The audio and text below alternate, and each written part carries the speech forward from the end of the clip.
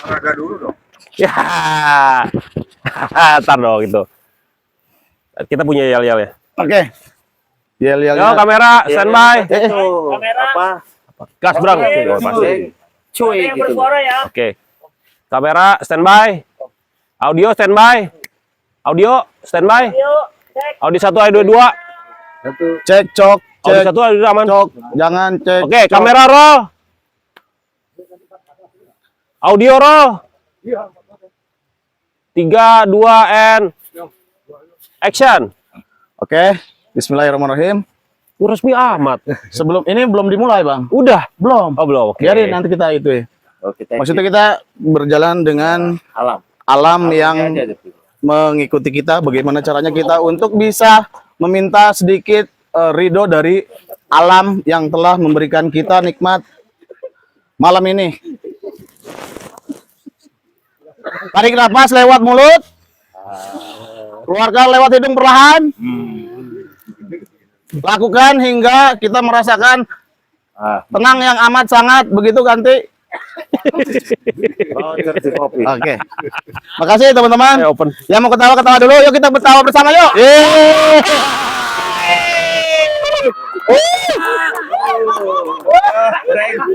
Oke, selamat malam. Malam. Kali ini Pers Motor Club lagi nikmatin suasana yang berbeda dari biasanya. Gimana Bang Eko? Iya. Main tembak aja. Silakan Bang Eko, gimana rasanya? Tembak aja. Ya, malam ini kita lagi di Curug Citambur, di Cianjur Selatan tepatnya. Dan kita berangkat dari Bogor ya. Tadi pagi kita sampai sore. Kurang lebih sekitar 5 jam, 4 jam perjalanan lah kurang 5 lebih. jam. Ya. 5 jam kurang lebih ya. Jalan santai lah. Itu dengan istirahat ya kita ya. Dengan istirahat. Sholat Jumat dulu tadi. Sholat Jumat dulu ya. Pokoknya kita santai lah perjalanan. Kita nikmatin perjalanan ini ya. Dan kita nyampe ke sini alhamdulillah dengan selamat, tidak ada kekurangan satupun. Dan ternyata pemandangannya luar biasa. Curug yang sempat viral ya waktu itu ya. Sempat viral di 2023. Ternyata memang keren sih. Asli keren. Ini menjadi objek daya tarik wisata di Jawa Barat salah satunya. Ya, dan di Jawa Barat tentunya. Ya. Bahkan waktu itu Ridwan Kamil juga pernah sini ya. Betul. Tapi memang keren sekali. Tapi yang berbeda malam ini kita ada tamu, bukan tamu sih, kita juga sebenarnya ya. Ya kita sharing lah. Kita. Iya, ada Dari kita untuk kita. Dari kita untuk kita mau berbagi cerita, berbagi pengalaman di podcast ini. Tamu yang sesungguhnya adalah kita. Yoi. Tuan rumah sesungguhnya siapa? Tuan rumah yang sesungguhnya adalah kita. Dan untuk kita. Dan untuk kita. Tepuk tangan buat kita semua. Oke. Kita nggak berdua ya. Iya dong. Teman-teman bisa lihat dari tadi. Ya kan? Kelihatan gitu. Iya. Sebelah kiri saya ada Mas Dono. Beliau juga salah satu kakak kita, orang tua kita, saudara kita, dan kita, gitu. Dan ada juga Bang Sandi. Bang Sandi. Terus? Bang Sandi juga adalah kita juga. Gitu. Tepuk tangan buat kita. Oke, kita sedikit tanya-tanya dulu dikit. Sekali lagi ngomong kita, denda goceng ah. Boleh? Kami. Oke, mau mulai dari siapa? Mas Danang Dari dulu. Mas Danang dulu. Oke. Mas Danang. Mas Danang. Mas Dono apa Mas Danang nih? Mas Danang. Nah, tadi kenalinnya Mas Dono. Mas Dono. Harusnya Mas Danang Dono Roso. Nah, teman-teman, jadi beliau adalah Mas Danang Dono Roso. Oke. Prank. Cuy. Gas, cuy. Wah, Oke, Mas Danang. Gimana Mas Danang perjalanan kita dari Bogor menuju ke lokasi ini? Apa aja sih yang Mas Danang dapatkan gitu? Saya boleh jujur apa bohong nih ngomong? Gue jujur lah. Bohong dulu. Oke, kalau bohong aja didengerin, Ya, apalagi apalagi jujur ya. kan gitu kan. Kalau saya ngomong bohongnya dulu nih, ya kan? Kalau bohongnya kan saya bicara wisata. Ini bohongnya nih. saya bicara kesenangan, kan gitu kan. Tapi kalau saya mau bicara jujurnya, itu sangat ada hubungannya antara wisata dan kesenangan itu dengan profesi saya sebagai jurnalis. Apa tuh? Nah, kenapa saya katakan saya hubungkan itu antara kebohongan dan kejujuran? Ternyata faktanya dalam jiwa saya itu ingin menjadi seorang jurnalis, tapi juga ingin menikmati daripada alam yang bertemu dengan jurnalis yang terkait dengan keilmuan. Kalau jurnalis kan ilmuwan, tapi kita ini sekarang berada di alam. Nah, ini menyatukan antara alam dan jurnalis, inilah antara kebohongan dan kejujuran. Kejujuran ya. Karena kalau jujur kita jurnalis dong, keilmuan dong. Kita lebih mencari wawasan dong. Apa itu? Tapi di sini kita bisa menerapkan, oh ternyata keilmuan itu dengan wisata yang sebenarnya jauh dari jiwa kita, ternyata bisa dekat. Nah, inilah saya bicara bahwa ini kalau kita kebohongan dan kejujuran. Nah, saya setback ke saya ya. Dulu saya waktu muda, ya kan, itu memang saya hobi motor. Tapi motor itu bukan motor yang seperti sekarang ini untuk menjelajah di tempat yang yang sifatnya alam atau enggak. Saya mau pemain trek dan race track gitu. Trabas Adventure. Ya. Oke. Mudanya gitu. Saya sekarang 63 tahun, udah nggak muda lah. Luar biasa, 63 tahun Bang. 63 tahun. Nah jadinya ternyata saya ngetes jiwa muda saya kan. Saya tes, ketemulah sama Mas Eko nih, sama Om Billy, datang, Mas kita punya ini begini. Saya langsung menyambut, bagus. Karena apa? Ini era sekarang digital dengan era yang dulu kita masih manual kan gitu. Saya dulu bikin berita itu pakai fax. Mesin ketik. Mesin ketik. Lalu di fax. Di fax. Lalu di desa-desa itu saya. Ada yang tahu nggak fax? Isi nanti di kolom komentar. Ya. Fax itu apa kan gitu. Iya. Dan pada saat itu internet belum ini ya, nggak ada ya. Mesin fax. Diketik dulu kan? Nah, diketik dulu. Iya. Terus di fax. Kalau salah, kalau zaman sekarang typo. Kalau salah? Kalau di sana, kalau di fax masuk ke redaktor, begitu dibaca nggak jelas, Remet. masuk ke Tempat sampah. Jadi dulu itu nggak bisa nyontek. Jurnalis sekarang kan gampang nyontek. Iya. Jadi kalau dulu kalau nggak kita datang ke TKP tempat kejadian perkara itu nggak bakal bisa kita membuat satu berita dan itu akan ketahuan sama redaktur. Ketika besok koran itu pada muncul itu dibandingkan nih berita yang kita buat sama media kita, media lain kita bohong langsung. Pernah nggak ketahuan sama redaktur? Pernah nggak ketahuan? Alhamdulillah saya walaupun tidur di tempat pecel lele gitu kan, di tempat kades gitu loh. Alhamdulillah beberapa ketahuan. Karena saya kalau bisa bobol teman-teman lain. Dulu itu kebanggaan seorang jurnalis itu bagaimana bisa bobol temannya. Siapa duluan gitu kan. Oh, kalau sekarang udah nggak bisa. Nah, sekarang nggak bisa. Kejadian kan langsung share kan. Dari sini sudah langsung dicontekkan sebagai ini kan. Nah, ini yang sekarang terjadi. Nah, ini perbedaan waktu saya jadi jurnalis. Tapi menarik Om ya. Mohon maaf tadi proses membuat karya jurnalistik itu pada zaman itu masih murni ya Om. Ya saya alami sendiri gini. Saya itu jadi jurnalis, nggak langsung ujuk-ujuk kartu pers dan diakui kantor enggak. Saya itu memang dilatih mental dulu. Saya ditugaskan di kamar mayat, ya kan? Suruh tanya data mayat itu siapa, terus latar belakang keluarga apa, dan saya bikin cerita. Bayangkan saya suruh menceritakan tentang mayat yang mati. Itu baru pengenalan saya bagaimana insting jurnalis itu dipacu. Jadi dipicunya itu seperti itu. Apa sih yang ada di benak kamu ketika kamu melihat mayat di pinggir jalan ketabrak mobil, ya gitu loh. Itu saya 1 tahun 8 bulan itu pegang surat selembar pengakuan dari media. Belum kayak seperti sekarang gampang mudahnya seseorang menjadi wartawan. Oke, Mas Danang, kalau misalkan itu kan pada zaman itu, nah merespon dengan zaman sekarang itu kayak gimana sih? Kalau saya lihat gitu, ini kan kita ini masuk ke dunia globalisasi. Artinya persaingan kita itu padat. Bahkan sekarang kita nggak bisa bangga-bangga bahwa kita wartawan ini, wartawan itu. Ini wartawan luar negeri juga masuk. Nah kita ini bersaing karena sistem digitalisasi inilah yang memaksakan kita harus bekerja keras, ya kan, bersaing sama mereka dan cepat-cepatan memberikan satu informasi peristiwa yang terjadi. Nah, kenapa sekarang ada istilah hoax? Ya kan, ternyata bohong bisa muncul. Itu adalah satu kemajuan teknologi, tetapi kebobrokan teknologi itu sendiri. Oke. Nah ini, padahal ada hoax dan berita kejadian kebenaran itu tipis, misalnya. Tipis ya. Tipis. Oke. Mas dulu kalau bikin berita sambil ngopi ya? Saya malah rokok kopi. Oke, sekarang kita ngopi. Kopi Yanto. ya, Pak Yanto. Yanto. Ada kopi. Ini udah deh. Siap. Iya, oke. Aduh, terima kasih. Mantap.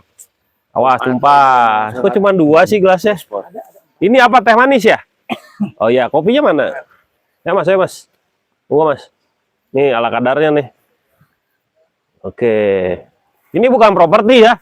Beneran bisa diminum ini mah. Iya. Nggak kayak episode sebelumnya. Dan ini katanya Bang, ini kan panas ya? Panas. Ya. Terus karena berhubung gelasnya dari Eiger, Ya. bisa tahan panas. Wes, keren. Awet gitu maksudnya panasnya, bukan tahan Gitu. panas. Iya. Mas Donang, ayo kita tos dulu. Mangga, Kita hangatkan dulu. suasana. Mohon maaf, izin. Tos dulu dong. Tos. Tos. Oke. Mantap. Minum dulu ah. Oke, kalau misalnya Enggak manis. Iya. manis. Ini udah nanti mindsetnya manis nih. Pasti ini enggak. Enggak manis. Aduh, Yanto. Kita yang gimana serbu. nih, Yanto. Kita yang serbu teman-teman yang ah ya. Ya, bantu ahnya ya. Ayo. Teman-teman bantu yang ahnya ya. 1, 2, 3.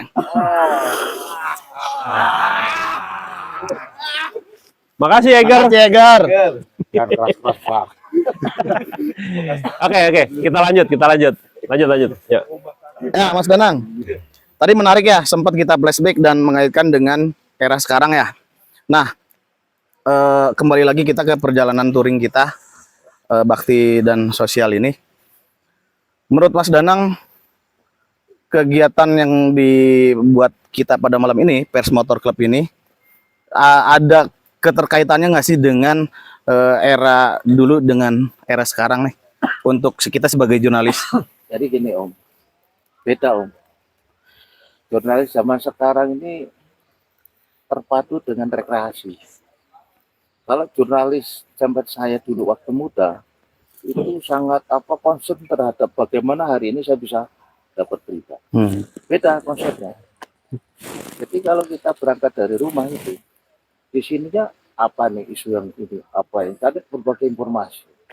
Makanya saya dulu dekat sama Intel dulu. Intel, makanya saya dulu tuh bisa bobol teman-teman itu dari apa? Bratil.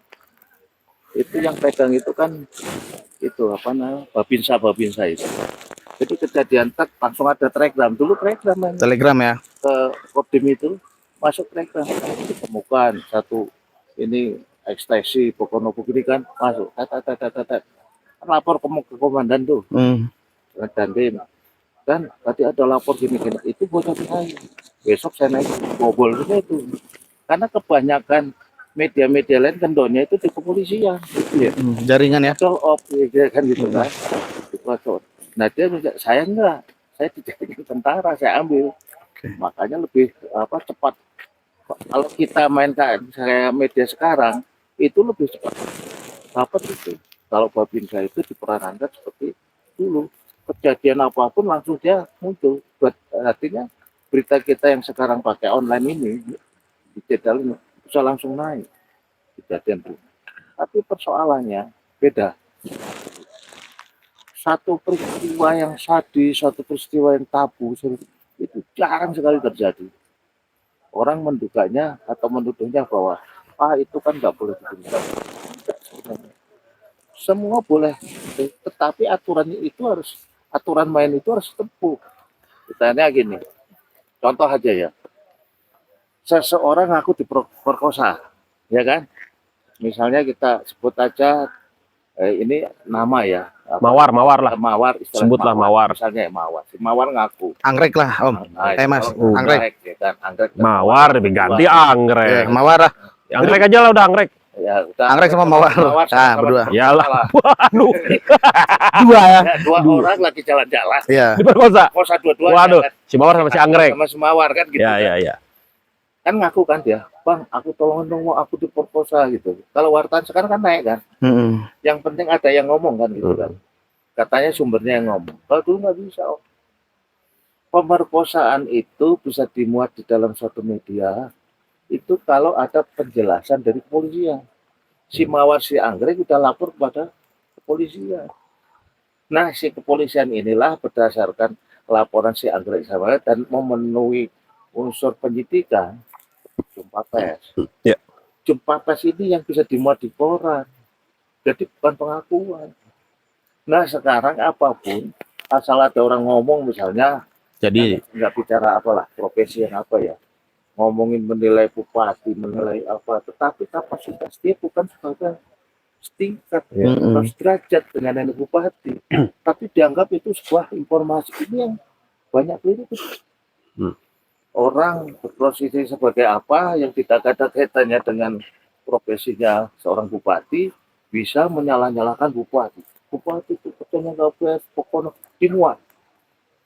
Nah, sebenarnya memang fakta ada orang yang mengatakan atau menyoroti seorang bupati seperti itu. Tetapi dalam kapasitas kita sebagai jurnalis, itu harus menilai kapasitas narasumber menyorotin bupati itu apa. Gitu loh. Kapasitasnya apa, sejajarnya apa. Ini yang perlu menjadikan profesionalisme jurnalis dalam cover both side menciptakan pemberitaan. karya jurnalistik ya. Karya jurnalistiknya. Oke, menarik. Nggak apa-apa kan ya? Belum iklan ya? Nggak apa-apa ya? Ya Oke. siapa tahu nanti ke depan ada yang dia mau masang. Cocok ya buat kegiatan kita. Enggak, emang benar, bukan gimmick. Pegel, Pak. Enggak itu Ya, apa? siapa tahu masuk gitu kan. Ini oles Tapi produk. merek Eger enggak?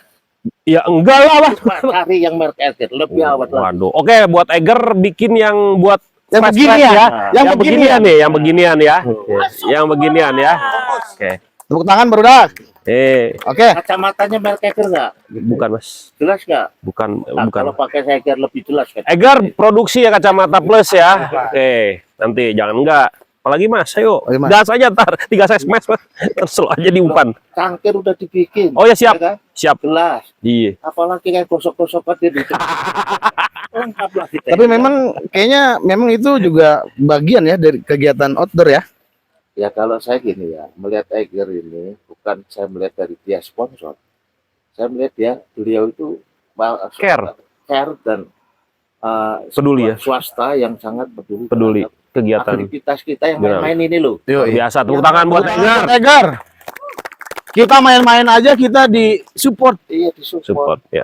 luar biasa. Ini kan bisa menjadi contoh Ya. bagi swasta lain supaya kepeduliannya kepada profesi kita sebagai jurnalis ini kan tidak membuahkan Iya. sebuah keuntungan laba. Iya. Kita profesi ini masing-masing Iya. wartawan. Yep. Kan nggak ada selain gaji kita tunjangan dari Dan kebetulan produk dari Eger ini ya ya sesuai lah dengan kegiatan kita di lapangan kayak Mendukung ya. jas hujan outdoor kan raincoat kayak gitu ya. Kemudian topi, tas itu ternyata memang sangat kepake buat kita di lapangan gitu dan produknya pun awet lah bahannya awet ya mudah-mudahan nanti Eger nambah lagi lah produk bukan cuma ini doang ya nanti apalagi nanti mau masuk musim hujan ya aduh ya mau nggak Mau. XL gua Pak, bikin yang beginian. yang beginian bikin yang beginian gua tutup deh ya bisa diginiin oke Oke.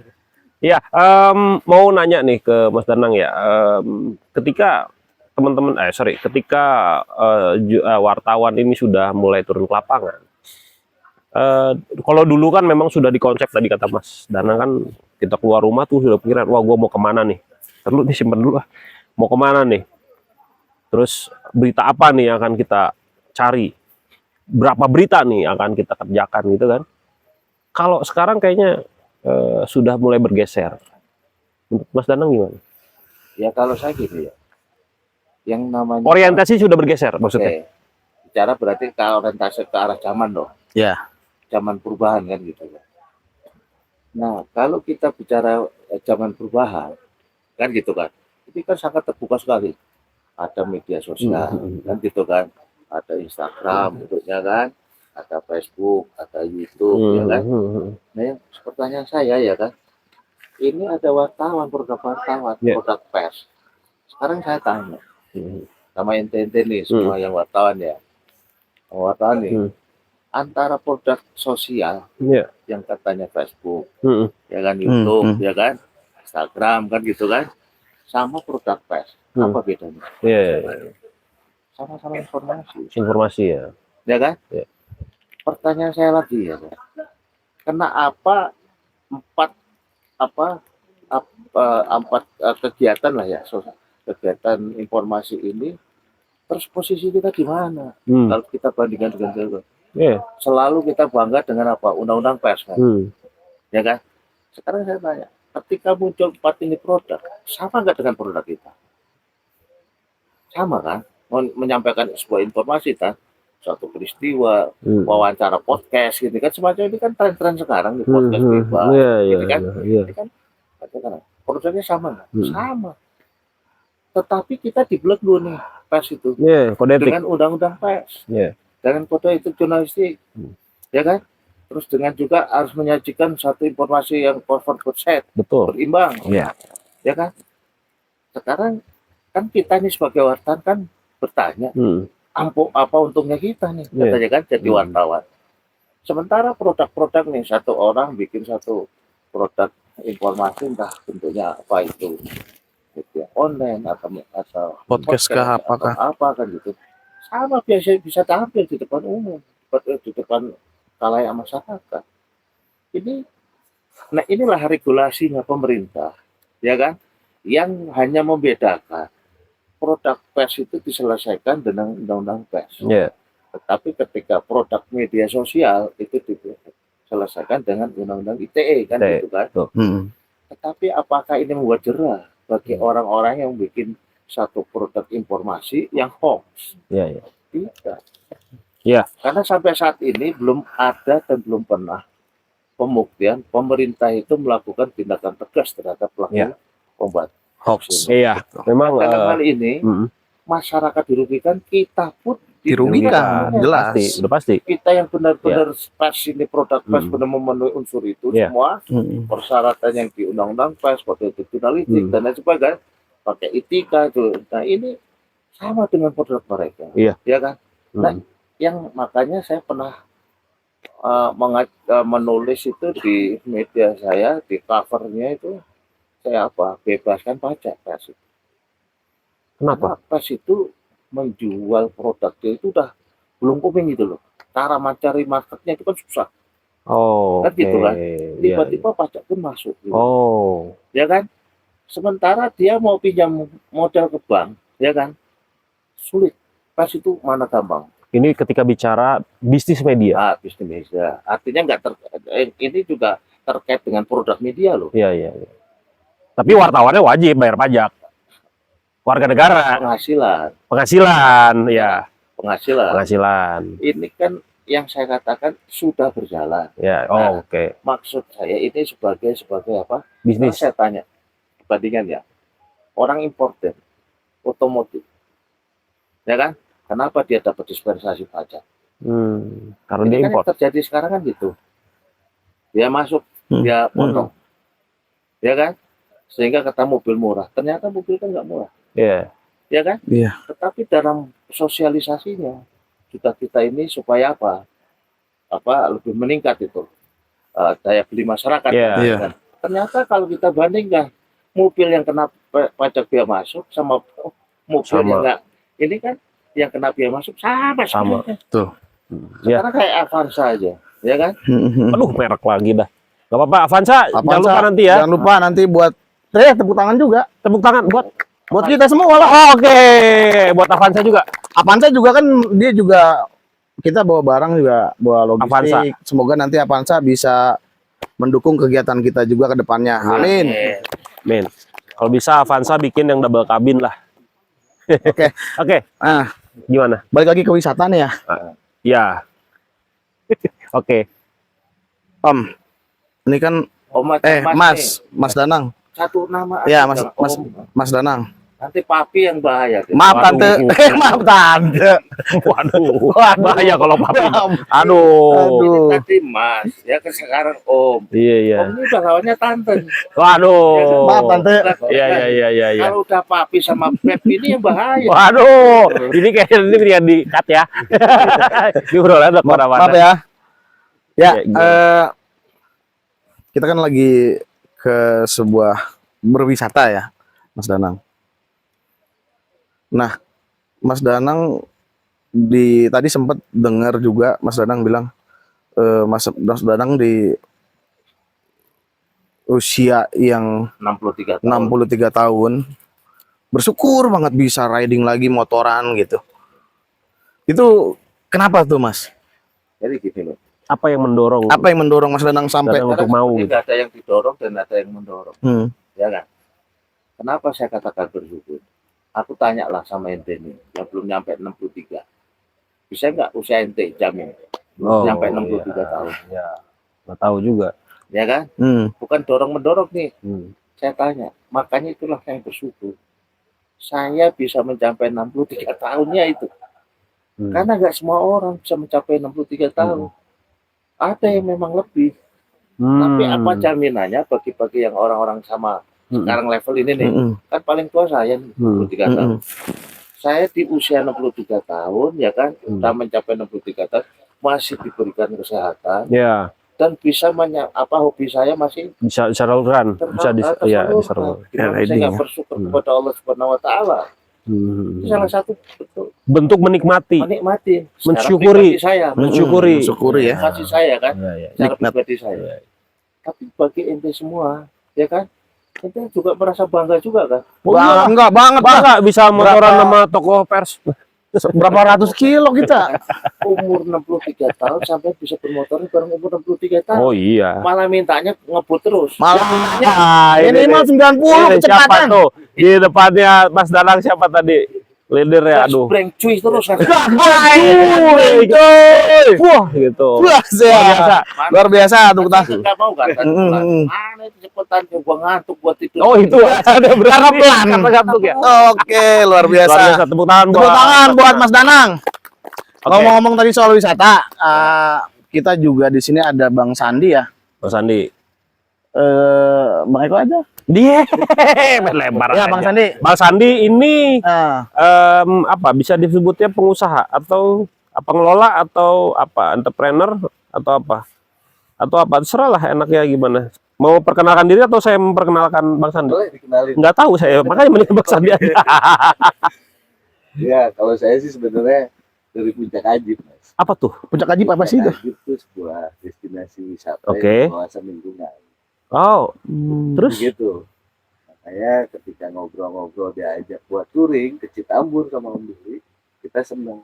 Yang pertama punya kesenangan yang sama. Oke, gas breng cuy. Gas breng cuy. Oke.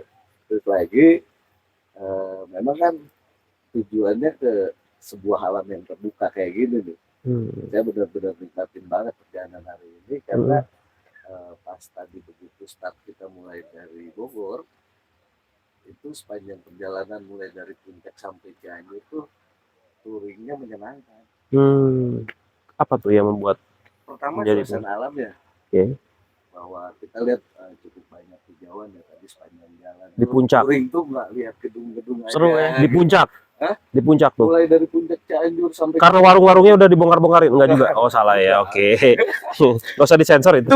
Lah kan emang benar kan, warung-warungnya dibongkarin gitu, emang benar. Iya, jadi plong ya pemandangannya. Jadi bisa lebih kelihatan lah. Oke. Kemudian lagi tadi juga pas masuk wilayah Cianjur sedikit kita masuk perkotaan mungkin ada tempat-tempat yang terlewatkan ya, tapi cukup memanjakan. Saat touringnya ya, jalan-jalan yang bergelombang itu kaki kiri kaki kanan. Oke, seru ya. Itu seru sih. Seninya di situ ya. Di safety riding berjalan. Tangan dong. Tangan buat kita semua. Tangan buat MC dan gas breng cuy. Gas breng cuy. Saya salut juga sih. Tadi saya pikir yang di depan itu usianya 36. Taunya? Tadi berapa ya? 63.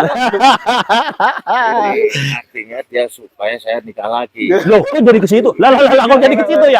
Aduh, ini kayak perlu disensor gak deh, para produser? Aduh. Kang Sandi. Akan dapat sponsor. Oke, nah, Kang Sandi, kesan apa yang Kang Sandi dapatkan ketika masuk, tes, langsung lihat di sebelah kanan tuh ada air terjun yang viral itu. Kesan apa yang akan dapatkan? Saya cukup merasakan suasana alam yang cukup terjaga. Saya merasakan banget di tempat ini. Kenapa? Karena begitu banyaknya hutan-hutan, area-area hijau yang kita bisa nikmatin saat berkendara tuh udaranya sejuk. Pertama itu udah terasa banget menyenangkan. Selain fun-nya ya tadi sama teman-teman beberapa kali istirahat pun karena udaranya bersih, badan kita tuh seger aja. Segeres ya. Jadi capek juga, jadi lupa ya? Jadi lupa.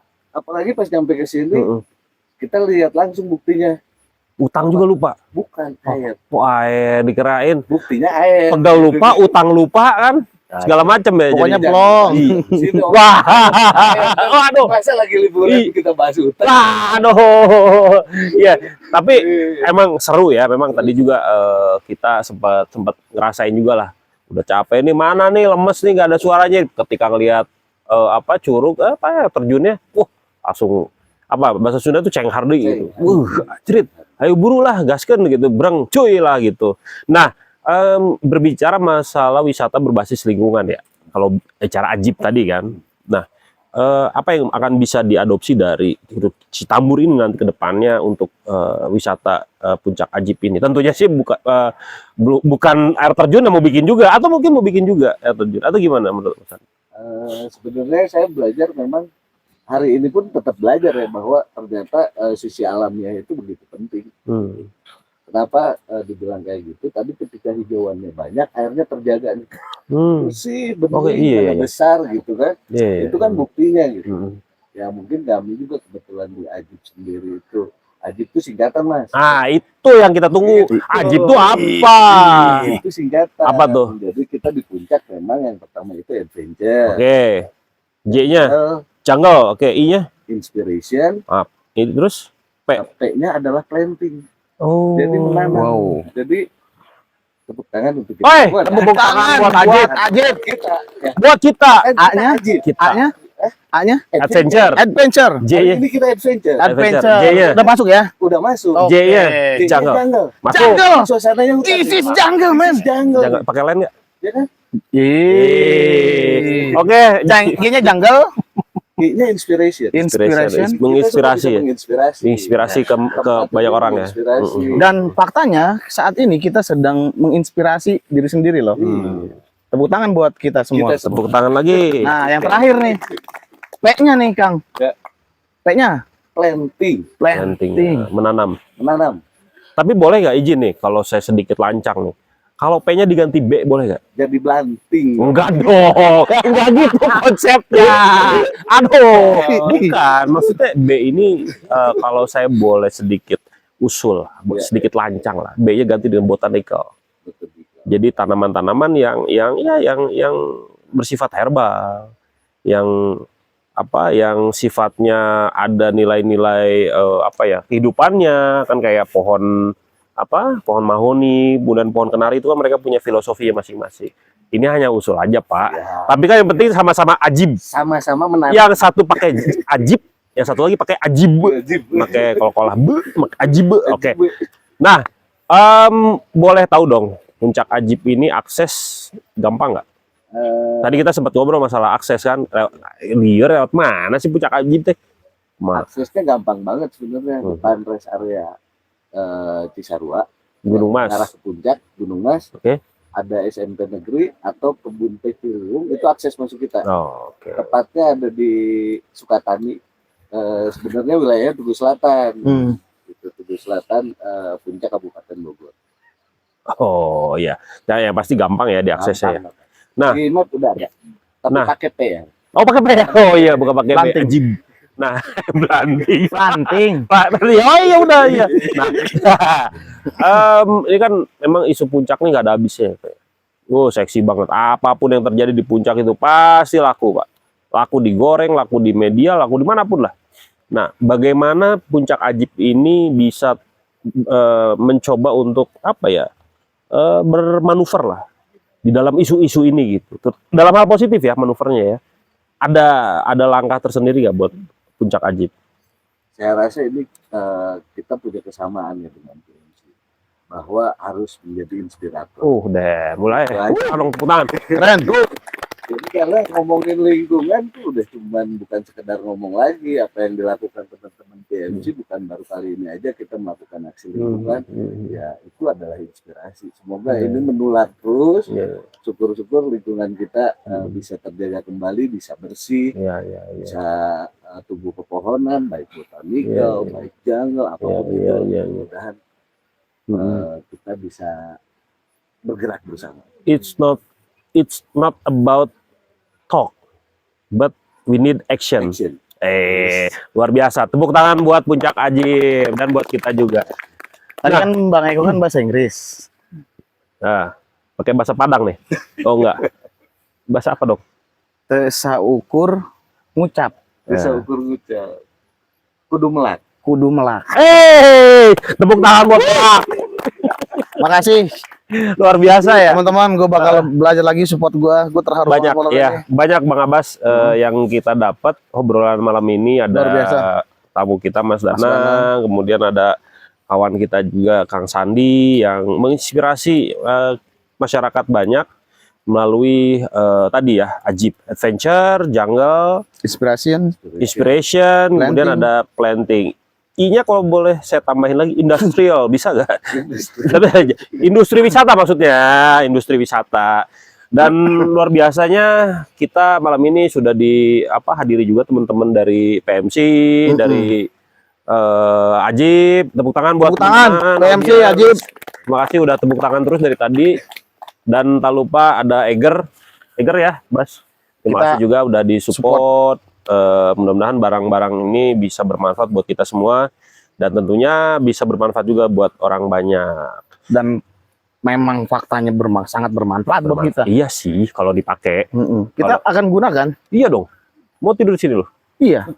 Gua sih, ayo. Oke. Terima kasih banyak buat perhatiannya. Jangan lupa tetap jaga kesehatan, jaga semangat dan tetap. Tadi dulu Bang Eko izin. Mohon maaf. Sebelum itu dari Mas Danang sama Kang Sandi closing. Bukan. Apa? Ya. Kalau kata orang anak-anak sekarang nih, kata-katanya nih untuk menutup closing statement. Yuk, kata-kata malam ini. Terakhir ya. Enggak. Kita di sesi ini, di sesi ini. Jadi gini. Kita dari awal sekolah sampai mati itu diajarkan bahwa menuntut ilmu itu jangan sampai putus. Artinya setiap hari kita harus belajar sampai akhir hayat kita. Nah ini saya alami. Kehidupan saya itu berapa presiden ya dari Soekarno. Dan saya lahir 60. Hampir semuanya dong. Udah. Semuanya, udah semuanya. Presiden itu semua selama itu saya. Dari presiden 1, 2, 3, 4, 5, 6 sampai 7 ini. Itu masanya berbeda-beda. Tapi ada sebuah masa yang dinamisasi, bergulir terus. Jadi bedakan antara sejarah, ya kan, sama fakta. Fakta akan berubah-ubah, tapi sejarah mati. Artinya jadi cerita. Makanya cerita dan sejarah itu akan berbeda ketika terkait dengan masa yang bergulir secara dinamis. Nice. Dan jadikan kita berada dalam bagian sejarah. Belajar itu jangan sampai berhenti. Ikuti sesuai dengan perkembangan zamannya. Namun cek orang Sunda mah, orang teh kudu ngigelan zaman. Nah, Rahayu berkah. Berkah Rahayu. Terima kasih Mas Danang. Kang Sandi. Kata-kata mutiara. Kata mutiara lagi. Tetap aja harus semangat. Terus main sambil bekerja. Nice. Singkat, padat, dan jelas. Jangan lupa pilah sampah, tanam, sama pelihara pohon. Mantap. Luar biasa. Di bank sampah. Dimanapun kita berada. Bank sampahnya? Ya? Bank sampahnya gimana? Kalau untuk bank sampah sebenarnya di Kota Bogor ada bank sampah Rangamekar. Kalau untuk bank sampahnya, ya mudah-mudahan kita bisa mulai dari hal yang paling kecil. Mulai pilah sampah dari rumah. Dengan begitu akan mempermudah semua kita. Oke. Kalau misalkan urusan rumah udah selesai, semua selesai. Selesai. Oke, tepuk tangan. Tepuk tangan buat narasumber kita malam ini. Terima kasih Kang Abbas. Sama-sama. Mau closing statement? Mas Eko. Saya mah Mas Eko aja. Saya mah enggak, Mas Abbas. Oke. Ya, terima kasih atas perhatiannya malam ini. Kita ketemu lagi nanti di seksi selanjutnya, di episode selanjutnya. Dan terima kasih juga buat Mas Danang, atur nuhun Kang Atur nuhun. Abbas. Terima Atur nuhun, kasih ya. juga Kang Sandi. Terima Rahayu, kasih. rahayu, rahayu, rahayu, Ya. rahayu, rahayu. Tetap standby di channel PMC, Pers Motor Club Brotherhood Tour and Social. Jangan lupa like, subscribe, dan share. Saya pamit mundur. Eko, ada Abbas Perso. Pers Motor Club Gasreng. Thank you. Ya, 3, 2, and cut. Dah.